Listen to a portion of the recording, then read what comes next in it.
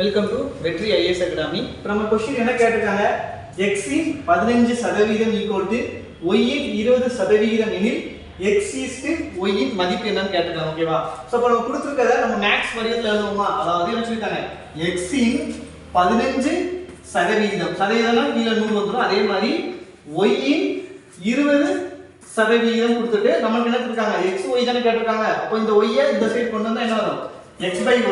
மற்ற எல்லாத்தையும் ரிமைனிங் அந்த சைடு கொண்டு போலாமா? அப்போ 20/100 ன்னு வரும். சோ அப்ப இங்க இருக்கிறது அந்த சைடு போகும்போது தலைகீழியா போகுமா? அப்ப என்ன வரும், 100/15 ன்னு வரும்.